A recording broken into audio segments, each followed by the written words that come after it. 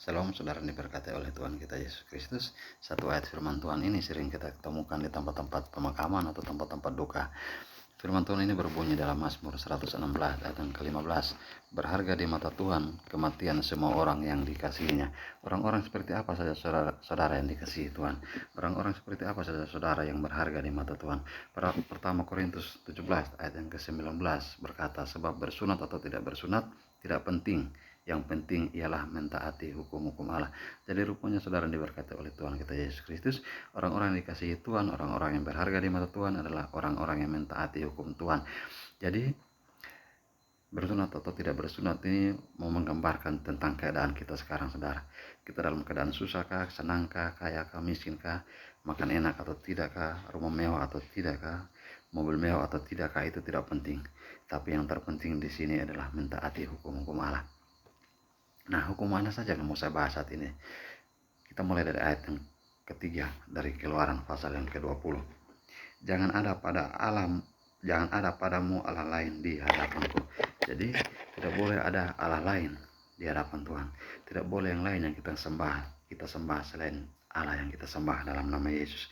Jangan membuat bagimu patung yang menyerupai apapun yang ada di langit, atau yang ada di bumi di bawah, atau yang ada dalam air di bawah bumi. Jangan sujud menyembah kepadanya atau beribadah kepadanya, sebab aku Tuhan Allahmu adalah Allah yang cemburu, yang membalaskan kesalahan bapa kepada anak-anaknya, kepada keturunan yang ketiga dan keempat dari orang-orang yang membenci aku.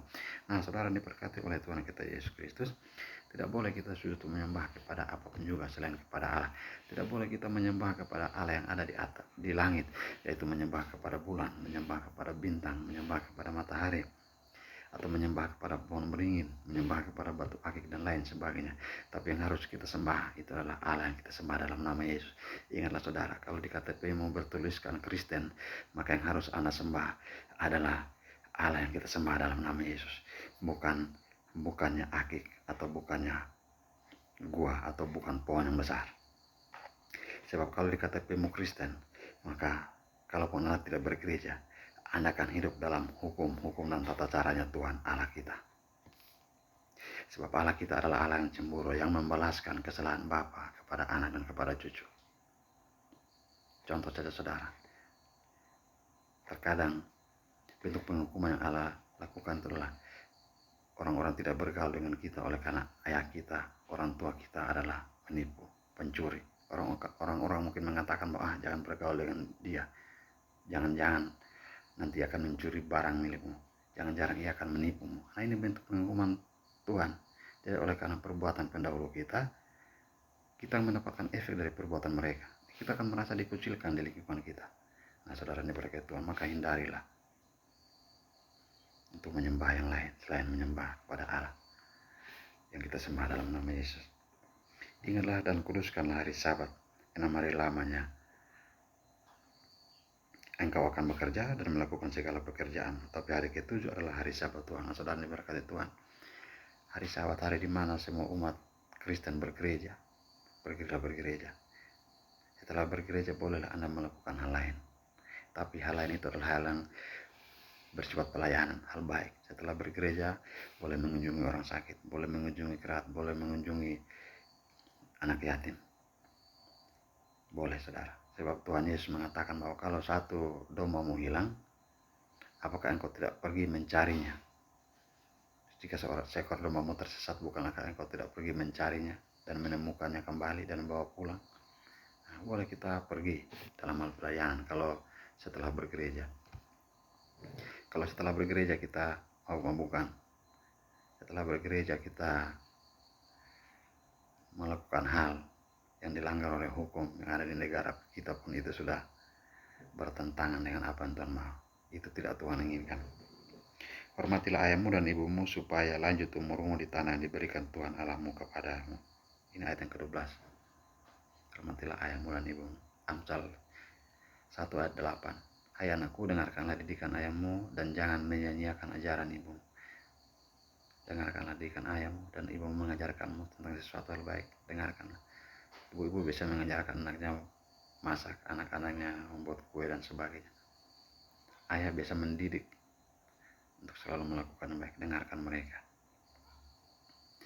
Amsal 6 ayat 20, hai anakku, peliharalah perintah ayahmu dan janganlah menyanyiakan ajaran ibumu.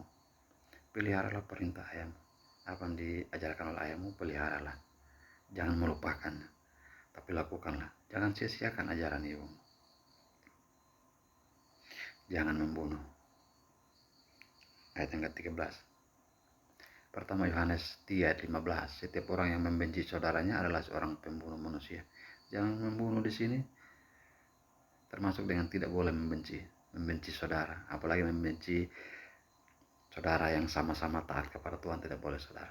Membenci saudara di sini membenci saudara seiman, membenci pendeta, membenci teman pelayanan, membenci sesama hamba Tuhan, tidak boleh. Ini dilarang. Kalau mau dikasihi Tuhan maka tidak bolehlah kita melakukan hal ini. Jangan bersinah, jangan selingkuh, setia dengan pasangan, jangan merusak rumah tangga. Hiduplah dengan pasanganmu dengan tetap takut kepada Tuhan, sebab Dia pelindung kita, Dia penolong kita. Dalam masa sukarmu, dalam masa sulitmu, Dia ada di sana bersama keluargamu. Jangan mencuri. Saudara diberkati oleh Tuhan kita Yesus Kristus. Tidak peduli besar kecil yang diambil, yang dicuri, asalkan itu namanya mencuri. Kata Alkitab tidak boleh. Jangan mengucapkan saksi dusta tentang sesama. Jangan menjelekkan tetanggamu, jangan menjelekkan saudaramu, jangan menjelekkan orang tuamu, adikmu, kakakmu kepada siapapun. Jangan menjelekkan. Apalagi kalau saudaramu berbuat baik kepadamu, tetanggamu berbuat baik kepadamu, tapi Anda membalaskannya dengan menceritakan kepada orang lain bahwa ia tidak baik, ia jahat, ia pembohong, dan sebagainya. Tidak boleh. Jangan mengingini rumah sesama, tidak boleh. Tidak boleh kita menginginkan rumah sesama kita, barang milik mereka, istri mereka, apapun yang mereka miliki tidak boleh kita inginkan. Saudara diberkati oleh Tuhan kita Yesus Kristus.